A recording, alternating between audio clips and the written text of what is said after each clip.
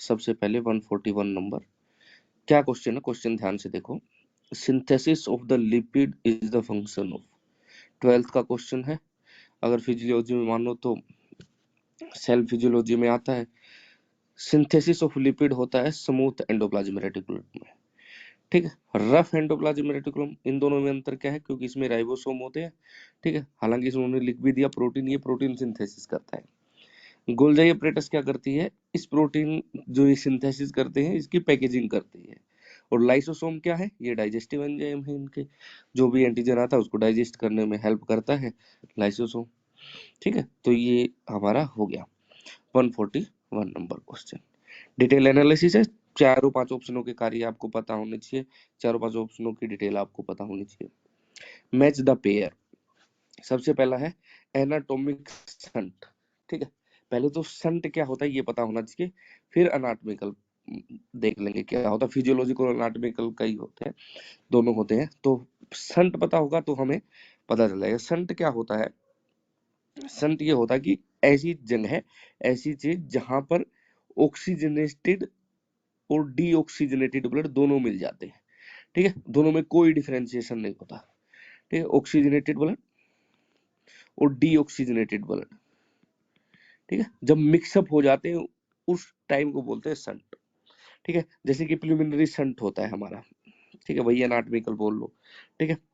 प्लूमिनरी shunt जो होता है वो क्या होता है, आपने फिजियोलॉजी में एनाटॉमी में पढ़ा होगा। प्लूमिनरी संट क्या होता है कि जो डीऑक्सीजनेटेड ब्लड है, डीऑक्सीजनेटेड ब्लड, ठीक है, उसको जानना कहाँ से होता है, पल्मोनरी कैपिलरी से। मैं पीसी लिख देता हूँ, ठीक है। यानी जब वो राइट साइड से लेफ्ट साइड में जाएगा, ठीक है, राइट हार्ट से जो है वो लेफ्ट में जाएगा, तो उसको पल्मोनरी कैपिलरी से होके जाना पड़ेगा, जहां वो ऑक्सीजन लेगा, और फिर आगे जो है लेफ्ट वाली साइड में जाएगा, ठीक है, लेफ्ट आर्टरी, लेफ्ट वेंट्रिकल। उसके बाद वहां जाने के लिए जो है उसको पल्मोनरी कैपिलरी से होना जाएगा, जहां से वो ऑक्सीजनेटेड होगा, उसके बाद ऑक्सीजनेटेड होके आगे जाएगा। ये जाए ना, ये डायरेक्ट चला जाए पल्मोनरी कैपिलरी से ना होके, ठीक है, उसको बोलते हैं सन, ठीक है। उसके बाद कहा है एनाटॉमिकल सन, कार्बन मोनोऑक्साइड पॉइजनिंग और साइनाइड पॉइजनिंग, इनका मैच करना है। तो एनाटॉमिकल संट जो है ये क्या करेगा, क्योंकि आर्टरी में जाना है बाद में, तो आर्टीरियल जो सप्लाई है तो आर्टीरियल हाइपोक्सिया क्रिएट कर देगा, क्योंकि ऑक्सीजनेटेड जो है वो नहीं जा रहा है ब्लड उधर से। कार्बन मोनोऑक्साइड, ठीक है, ये तो एनीमिक हाइपोक्सिया करेगी। साइनाइड पॉइजन क्या होता है, हिस्टोटॉक्सिक हाइपोक्सिया होता है, ठीक है। वो हिस्टो आपकी जो सेल है, आपकी जो टिश्यू है उसमें है हाइपोक्सिया क्रिएट करके उधर डेड कर देता है। तो इसका जो हमारा आंसर चला जाएगा वो डी आंसर चला जाएगा, ठीक है। तो इस प्रकार से आपको करना है। अब हम चलते हैं अपना नेक्स्ट क्वेश्चन 143 क्वेश्चन, ठीक है। 143 question, conversion from degree Celsius two degree Fahrenheit.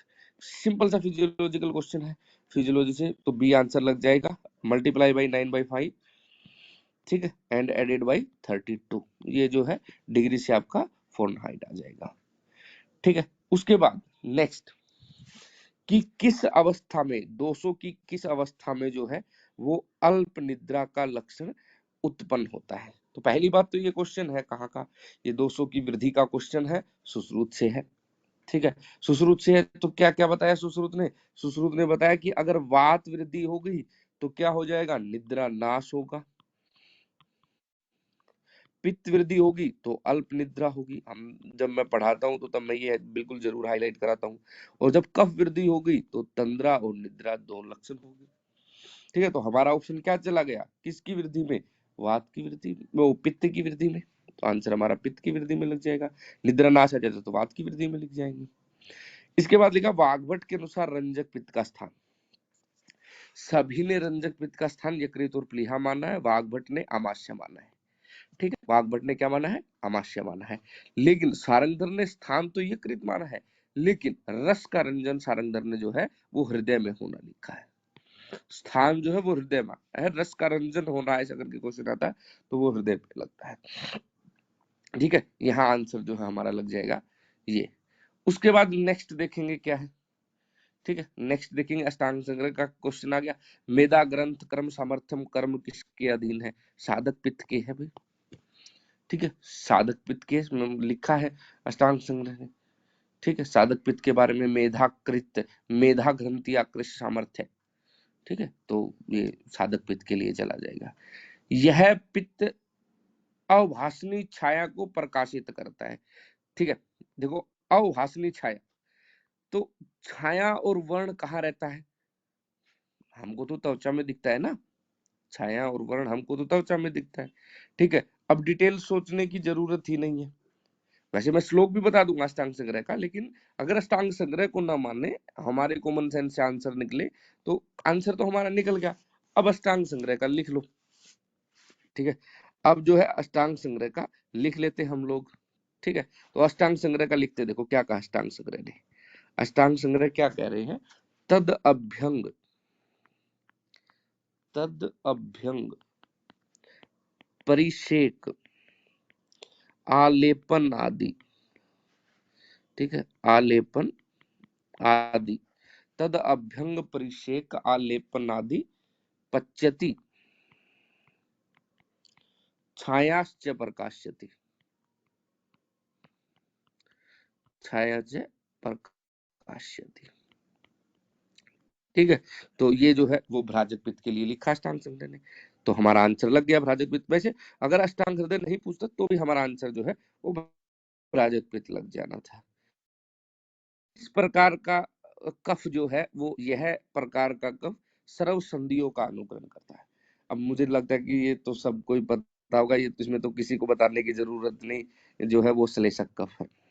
ठीक है, वो जो है वो श्लेषक कफ है। ओजसार का, ओजसार का वर्णन किसने किया, किस आचार्य ने किया? सभी ने अष्टविध सारों का वर्णन किया, काश्यप ने 9 सारों का वर्णन किया है। तो काश्यप ने ही वो एक्स्ट्रा बताया है। ठीक है, काश्यप ने ही जो है वो एक्स्ट्रा बताया है। और ये जो श्लोक है सर्व संधियों का अनुग्रह करता है, ये सुश्रुत का श्लोक है। ठीक है, सुश्रुत का श्लोक है, सुश्रुत सूत्र 21 का।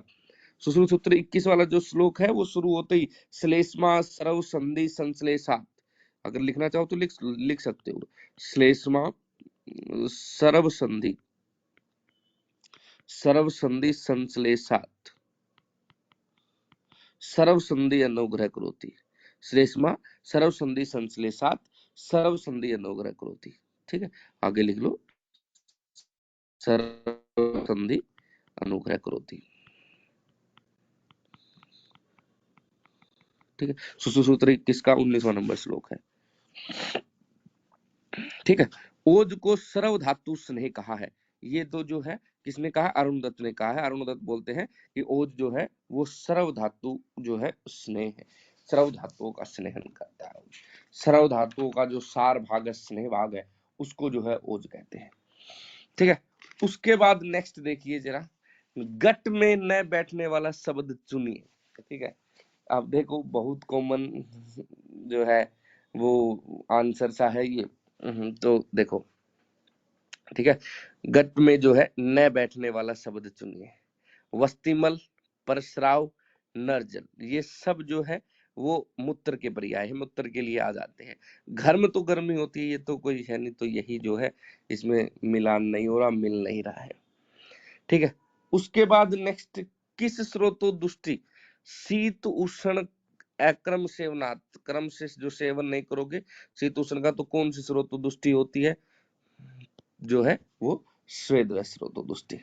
मतलब ये बहुत कॉमन है, अब इसमें कोई लॉजिक लगाने की जो है वो जरूरत नहीं है, हमको कॉमन सा आंसर है, निकल जाता है। वाग्भट के अनुसार आर्तव काल इतने दिन का होता है। वाग्भट ने जो है आर्तव काल तो 3 दिन का मानते हैं, 4 मानते, पंचरात्र अनुबंध, ये 3 दिन का मानते हैं। फिर लिखा ECF extra cellular fluid from the percentage of the body weight. ठीक है, तो बॉडी वेट 20% है, इस 20% से में भी जो है प्लाज्मा जो है बॉडी वेट का वो 5% है। इंटरस्टिशियल फ्लूइड जो है, इंटरस्टिशियल जो फ्लूइड है वो 12% है। इसी अगर 20 में से भी डिवीजन करोगे तो, ठीक है, तो इस तरह तो ये हो गई।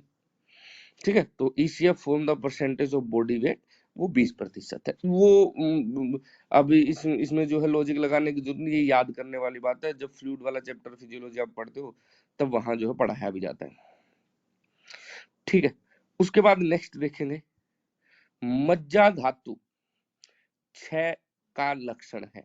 मज्जा धातु का जो है, मज्जा धातु 6 का लक्षण है। इतनी बार मैंने बताया है कि मज्जा जो है वो किस में रहती है, अस्थियों में रहती है, तो अस्थि का आ जाएगा, ठीक है। मज्जा धातु जो है किस में रहती है, तो वो अस्थि का आ जाएगा, ठीक है।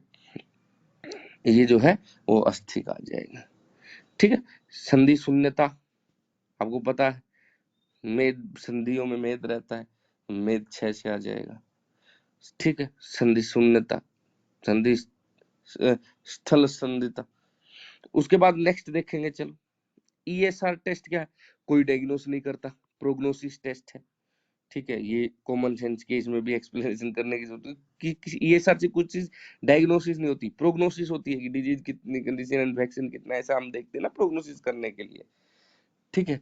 उसके बाद मनोविबोधन, ये क्वेश्चन भी बहुत बार आ गया है। मनोविबोधन जो है वो किसका है, कर्म या अष्टांग संग्रह के अनुसार उदानवाद का है। मैं फिर से लिख देता हूँ उदानवाद के बारे में क्या लिखा है, तो लिखा परिणन धी धृति स्मृति, धी धृति स्मृति मनोविबोधनम, मनोविबोधनम। रेफरेंस भी लिख देता हूँ, अष्टांग संग्रह सूत्र 12 का 4th नंबर श्लोक है, ठीक है। 4th नंबर श्लोक है। अब लिखा कि total blood volume in 70 KG man is about, ठीक है, 70 KG man is about 25% body weight, 20 body weight, 14% of body weight, 7% of body weight, ठीक है। तो 7% ऑफ बॉडी वेट जो है टोटल ब्लड वॉल्यूम रहता है, ठीक है। अप्रोक्सीमेटली 10 रहता है, ठीक है, लेकिन अब 10 ऑप्शन में नहीं है तो नियरेस्ट हम जो है 7 लगा देंगे। ब्लड जो है अगर आप देखोगे कई किताबों में 10% के लगभग दिया है, ठीक है, कि एडल्ट वेट के 10% रहता है अप्रोक्सीमेटली। अब ये देखो, ये क्वेश्चन पिछले वाली वीडियो में भी मैंने इसके बारे में डिटेल बताया था। चक्षु व बौद्धिक विशेषज्ञ है आलोचक पित्त के 2 प्रकार भेल संहिता ने माने हैं, ठीक है। अब इसमें मुझे कोई दलहन संहिता के बारे में, हरित संहिता के बारे में, क्षारपाणी संहिता के बारे में, भूलोक पर सबसे बड़ी संहिता क्षारपाणी संहिता ऐसा आंसर लगता है, ठीक है। दलहन की कोई संहिता नहीं तो टीकाकार है, ठीक है। हारित की बुद्धि में आकाश माभूत होता है, ये हारित के बारे में बता सकते हैं, ठीक है। तो अब ये जो है, ये तो क्वेश्चन डायरेक्ट है, वो भेल ने ही जो है उसके 2 भेद बताए थे। आचार्य काश्यप के अनुसार कफ दोष का विशेष स्थान है, सबके वात पित्त कफ के स्थान में पिछले वाली वीडियो में बता गया हूँ, बार बार बताएंगे तो वीडियो लंबी हो जाएगी, ठीक है। अब पिछले वाली जरूर देखो, स्टार्टिंग से देखो तो आपको पता चल जाएगा। अब ये आंसर जो है हम हृदय लगा लेंगे। संधि श्लेषक इसका लक्षण है, संधि संश्लेषण पहले देख लेते हैं कि क्या क्या है, ठीक है। संधि संश्लेषण किसका जो है लक्षण है, तो ये श्लेषक कफ का है, ठीक है। श्लेषक कफ का, कफ 6 में संधि शैथिल्यता है, कफ 6 इसका लक्षण जो है वो संधि शैथिल्यता, संधि शैथिल्यता जो है वो कफ 6 का लक्षण है। अष्टांग हृदय ने जो है स्थल संधिता बताया है, ठीक है। अष्टांग हृदय जो है स्थल संधिता, स्थल संधिता, ठीक है। तो संधि श्लेषक, श्लेषक कफ में जो है संधि श्लेषक जो है वो लक्षण दिया गया है। चरक अनुसार मुख्य रूप से कुल धातु वर्णित है, ठीक है। अब चरक धातु वर्णित है, धातु तो 7 है, कुल बताओ चाहे कैसे भी बताओ, कुल 7 ही धातु जो उन्होंने बताई है। वृत्त शरीर इस धातु सारता का वैशिष्ट्य है। देखो बड़ा शरीर कब होता है, जब उसमें मेद बढ़ जाता है, तो मेद सारता का जो है वो वैशिष्ट्य है, ठीक है। श्लोक है ये, ऐसा नहीं है कि ऐसा है, तो मैं श्लोक बता देता हूं आपको। सुश्रुत सूत्र 35, ठीक है। सुश्रुत 35 उन्होंने क्या बताया, स्निग्धम, स्निग्धम मूत्रम स्वेद सवरम वृतम शरीरम, वृतम शरीर, ठीक है। वृतम शरीर मैं लिख देता हूं, शरीरम आयास, संधि विच्छेद कर दिया मैंने, आयास असहिष्णुत्व, असहिष्णु, ठीक है। मेद सार का लक्षण तो उसमें आया वृत्त शरीर, कॉमन सेंस से भी निकल गया आंसर, ठीक है। लेकिन अगर श्लोक से ही जाना है तो आप जा सकते हो, ठीक है, श्लोक से ही जाना है आप जा सकते हो। उसके बाद पुरुष इस गुण से युक्त होता है, पुरुष जो है इस गुण से युक्त होता है, ठीक है। तो पुरुष न तो परसव धर्मणि, ये प्रकृति है, त्रिगुण से युक्त प्रकृति, तो पुरुष क्या बच गया, चेतन बच गया, तो चेतन आंसर लग जाएगा। आत्मा मन है कालो डैश द्रव्य संग्रह, तो एक बच गया इसमें, दिशाश्च, दिशा नहीं लिखी, तभी तो 9 कारण द्रव्य होंगे, ठीक है। ख आदि यानी पंच महाभूत, आत्मा मन काल दिशा, तो दिशा आंसर लग जाएगा। अब लिखा iron deficiency anaemia characteristic by, ठीक है। तो क्या क्या लेबोरेटरी फाइंडिंग होती है आयरन डेफिशिएंसी एनीमिया में, ठीक है। तो लैब एलबी लेबोरेटरी फाइंडिंग क्या क्या होती है, तो मैं बता देता हूं। पहली कि हीमोग्लोबिन 10 से नीचे, हीमोग्लोबिन आएगा आपका वो जो है 10 से नीचे, हीमोक्रेट वैल्यू 30% नीचे, 30 से नीचे, हीमोक्रेट लेस देन 30% या 30, ठीक है। आपका एमसीएच और एमसीवी ये दोनों डिक्रीज होंगे, दोनों जो है डिक्रीज होंगे। अपीरियंस कैसी होगी आरबीसी की, आरबीसी की अपीरियंस होगी माइक्रोसाइट, ठीक है, माइक्रोसाइट, सेल छोटी हो जाएंगी। Hypochromic, hypochromic,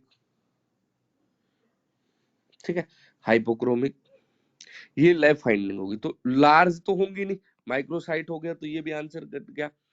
increase in MCH, ये भी कट गया, एमसीएच और एमसीवी दोनों डिक्रीज हो रहे हैं, तो सी अपना आंसर जो है वो लग जाएगा, ठीक है। ये 166, तो उसके रिलेटेड जो चीजें हैं वो आपको थोड़ा सा आना चाहिए। अब चलते हैं हम अपना नेक्स्ट में, देखो इन कोल्ड सीजन बीएमआर, ठीक है। अब ये एक्स्ट्रा एक्सट्रीम अगर मान लो पूछ रहा है कि एक्सट्रीम वाला है, ठीक है।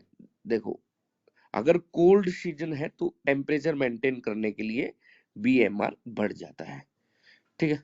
लेकिन अगर बहुत ज्यादा बढ़ गया हो, ठीक है, या बहुत ज्यादा घट गया, उसमें कम ही होता है।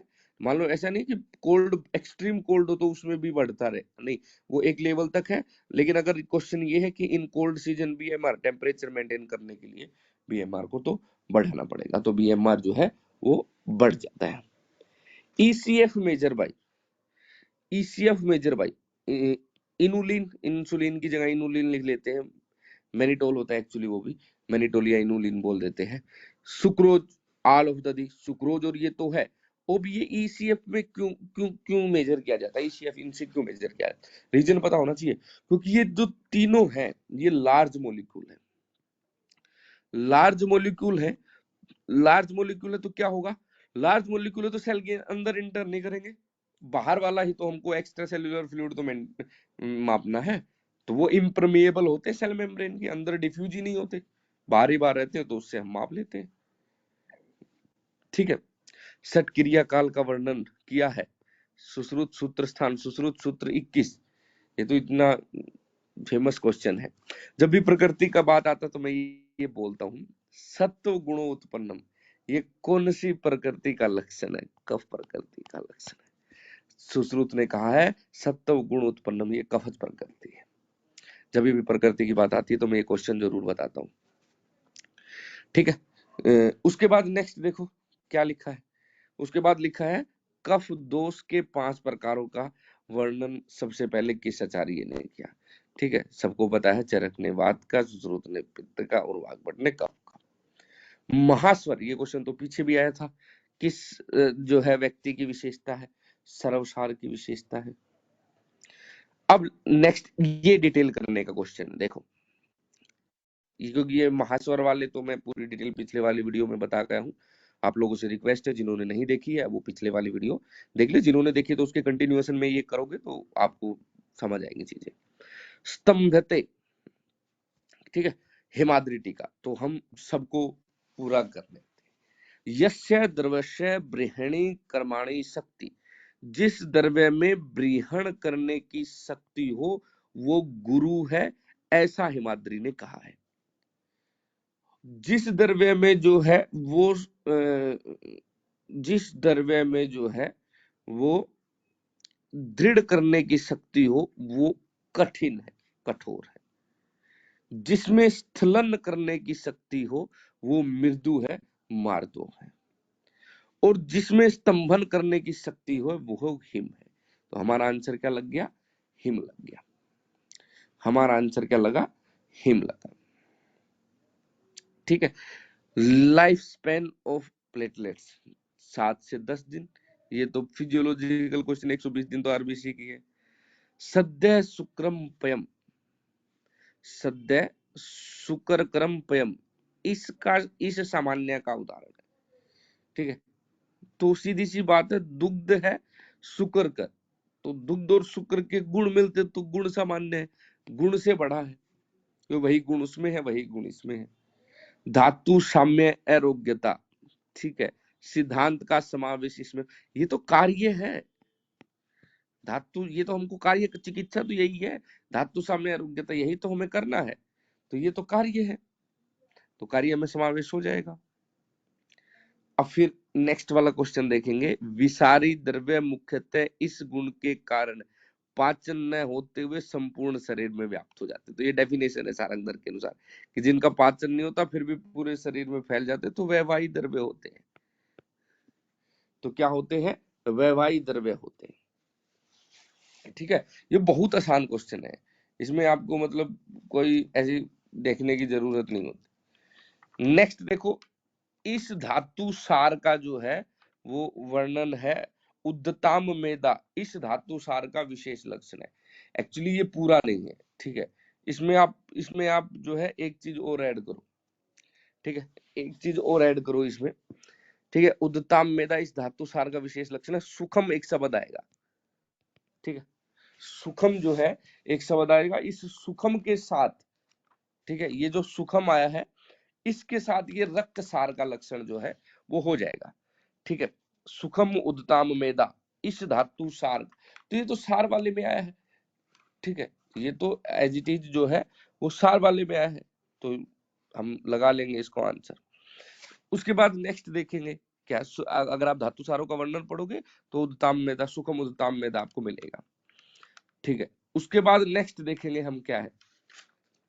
ठीक है, सुकुमार व कफ वात रोग भ्यूष्ट इस देश स्थित व्यक्ति के लक्षण है।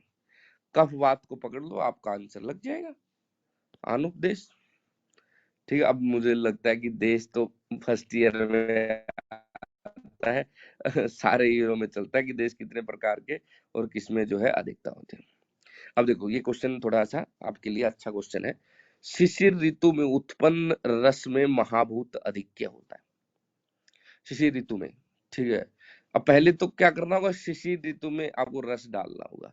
ठीक है, तो वही अपना निमोनिक ती कटुआलम, तो सबसे पहले शिशिर में ही गया, ती में यानी तिक्त गया, तो तिक्त रस में अपना फिर से जे पी जे वी लगाओ। ठीक है, पाप लगा लो। ठीक है, उसके बाद ठीक है, तिक्त कटु कषाय, तो जो है, ठीक है, कटु तिक्त मधुर अमल लवण कटु तिक्त कषाय, तिक्त कटु कषाय वो वाग्भट ने बताया भाई। ठीक है, वो सीरीज वाग्भट ने बताई, यथापूर्वक बलादिक्य तो वो याद रह गया। तो वो हमारा जो आंसर जो है वो क्या लग गया, तो आकाश प्लस वायु, नीचे नीचे पृथ्वी है, पृथ्वी से ऊपर आकाश है, आकाश से ऊपर तीनों अग्नि है, ये तीनों वायु है, ये जल है, ये पृथ्वी है, ये जल है, ये पृथ्वी है। यहाँ लिख देता हूँ, बताया हुआ मैंने बहुत बार। ठीक है, तो डी आंसर लग गया हमारा। ठीक है, तो हमारा जो है आंसर डी लग गया।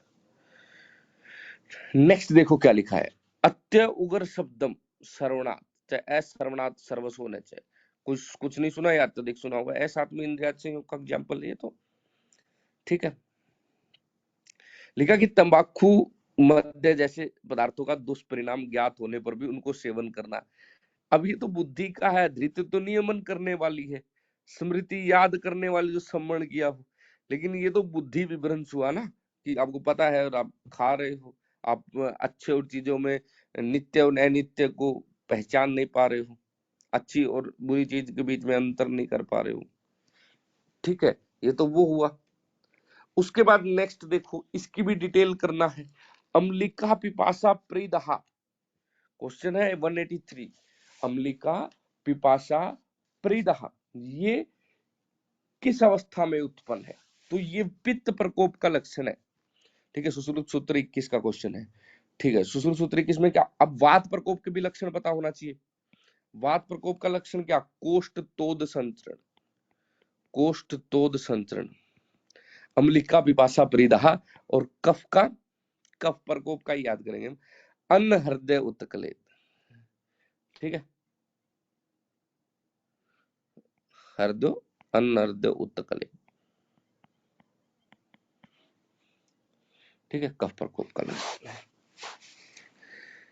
Clotting time will be prolonged is the following except, इसको छोड़कर सब में प्रोलोंग्ड हो जाता है।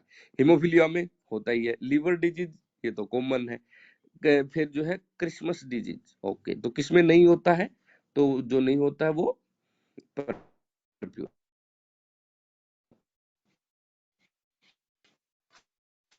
ये तो परफ्यूरा कुछ नहीं है, एक भाषा में कि नील पड़ के कोई कैपिलरी फट फट गई है, वहां से जो है डिस्कलरेशन हो गया ब्लड का, ये जो है वो परफ्यूरा होता है। और उसमें ऐसा प्रोलोंग्ड टाइम कुछ नहीं होता है कि भाई ये क्लोटिंग टाइम को प्रोलोंग्ड कर देगा। ये ऊपर वाली सारी डिजीजों में होता है, फिजियोलॉजिकल है ये। ठीक है, उसके बाद देखो डेली प्रोडक्शन ऑफ सलीवा, सलाइवा की जो है वो डेली प्रोडक्शन कितनी है? 1000 से 1500 ml है भाई डेली। ये फिर ये तो वही है ना, थ्योरी बेस हो गया, तो सी आंसर लगा लेंगे। उसके बाद देखो क्या लिखा, श्लेष्म रक्त मास विकार पराहे विकार। ठीक है, ये अष्टांग संग्रह का है। ठीक है, श्लोक को मैं पूरा कर देता हूँ। प्रमेय पूर्व रूपे स्थूल्य उपद्रवश्च अन्य अपि। ठीक है, इसको मैं पूरा कर देता हूँ श्लोक को, अष्टांग संग्रह का श्लोक है, यही लिख देता हूं मैं। वो कहते हैं प्रमेय पूर्व रूपे, प्रमेय पूर्व रूपे स्थूल्य उपद्रव, स्थूल्य उपद्रवश्च अन्यपि, उपद्रवश्च अन्यपि श्लेष्मा रक्त मास विकार प्राय मेद है विकार है, ये सब मेद के विकार है। तो आंसर जो है वो एक चला जाएगा। स्फिग उदर स्फिग स्तन उदर लंबनम। ठीक है, मेद वृद्धि के है, सबको पता है, ये तो कॉमन है। इसमें तो मुझे लगता है कि मुझे कुछ नहीं बताना चाहिए। ठीक है, ये तो ये गलत लिखा हुआ गाइडों में, ऐसा टाइप गलत कर देते हैं, उसको इग्नोर करना आपको, ये छोटी मोटी गलतियां। ठीक है, कि टाइपिंग मिस्टेक हो गई, कोई क्वेश्चन गलत हो गया, वो हमें देखना कि उसने ठीक कितने बताए हैं। ज्यादा पॉसिबिलिटी ठीक बताने, जो क्वेश्चन ठीक है 95% उसमें आने से, न कि जो 5% गलत है उसमें से क्वेश्चन आएगा। ठीक है, कसाय रस है। ठीक है, कसाय रस जो है वो है सर्वाधिक रुक्ष है, सर्वाधिक उष्ण है, सर्वाधिक लघु है, सर्वाधिक मंद है। कसाय रस देखो, रुक्ष होने पर कोई चीज जो है वो सख्त हो जाती है, एस के टी। तो एस हमारा कसाय होता है, के हमारा कटु होता है, टी हमारा तिक्त होता है। सर्वाधिक उष्ण लक। ठीक है, ऐसे बोलते हैं ना हम, लक पंजाबी में हॉटनेस को वो करता है। ठीक है, तो लवण अमल कटु। सर्वाधिक लघु, लघु मतलब हल्का, 1% का आदमी नहीं है, तिक्त कटु अमल। ठीक है, तो ये तो है। तो एस जो है वो किस में है? सबसे पहले रुक्ष में है, तो सर्वाधिक रुक्ष आंसर लग गया हमारा। ठीक है, ये चरक से टेबल है, हिंदी में दी हुई है पीछे, उसी से आंसर लगाया है। सुश्रुत शुक्र व स्रोतस का स्थान है, सुश्रुत के अनुसार जो है शुक्र व स्रोतस का स्थान है। सुश्रुत के अनुसार शुक्र व स्रोतस का स्थान वृषण और स्तन होते हैं, तो आंसर लग गया डी। चरक ने क्या बताया? ठीक है, वृषण और सेव, तो सेव इधर है, तो आंसर हमारा तो लग गया ही है, वृषण और स्तन, तो डी आंसर हमारा चला गया। ठीक है, उसके बाद नेक्स्ट देखेंगे, मन की रजतम से युक्त अवस्था। मन की रजतम से युक्त अवस्था है, क्षिप्त अवस्था, रजतम से युक्त अवस्था को क्षिप्त बोलते हैं, क्षिप्त अवस्था है। महापर्वत और वृक्ष इस देश में अधिक होते हैं। अब जब वृक्ष की बात आई है कि वृक्ष किस में ज्यादा होते हैं, तो जहां वृक्ष ज्यादा होते हैं उसको आनुपदेश कहा जाता है। ठीक है, आनुपदेश कहा जाता है। इस आचार्य ने मल को आत्म बल कहा, ये राज्य अक्षमा वाले में जो है बल को आत्म बल कहा है भेल ने। ठीक है, वो कहा है भेल ने। वाग्भट्टाचार्य ने शुक्र का वर्ण बताया है।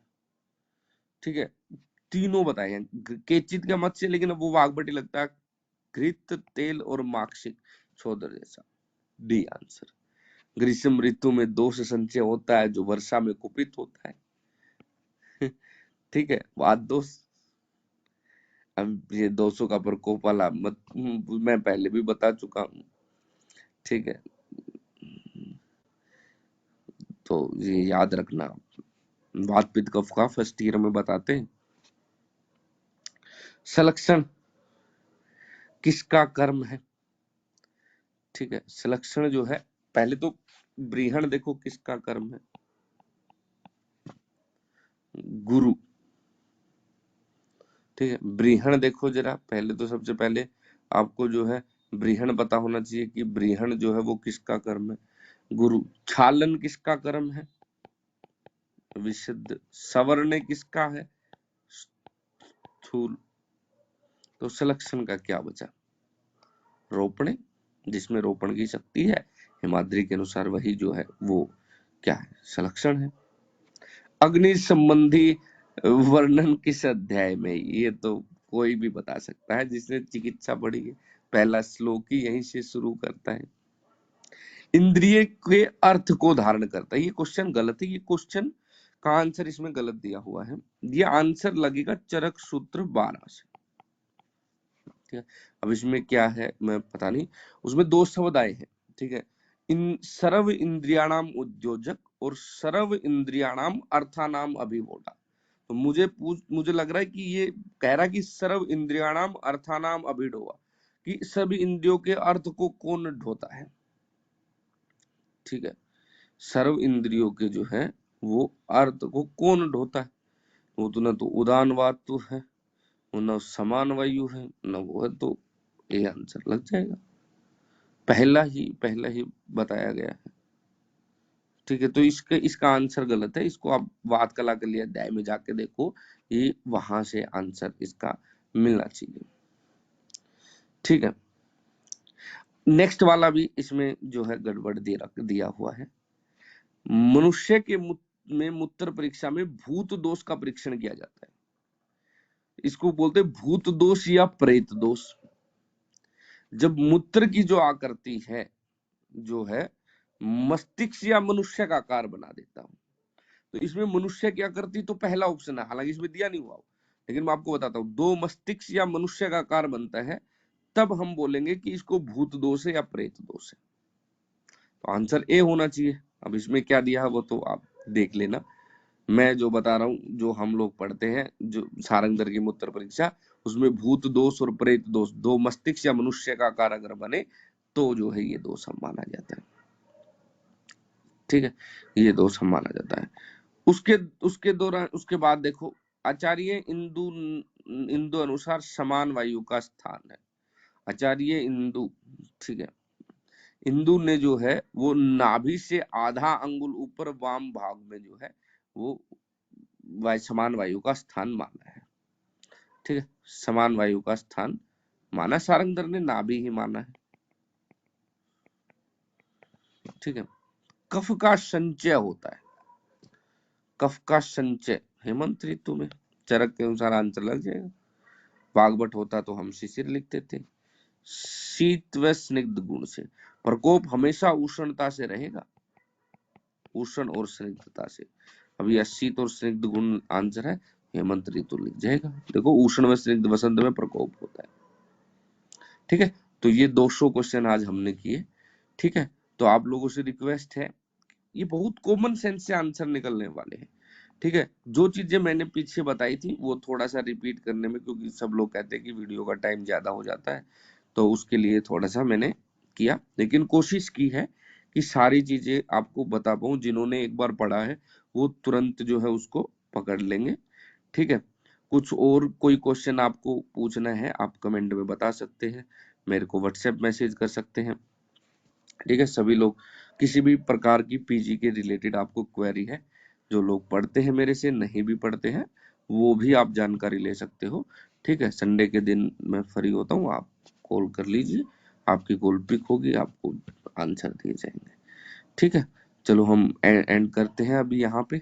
इसके बाद वाले जो है क्वेश्चन नेक्स्ट वाली वीडियो में देंगे, जल्द से जल्द अभी देने की कोशिश करेंगे आगे वाले वीडियो।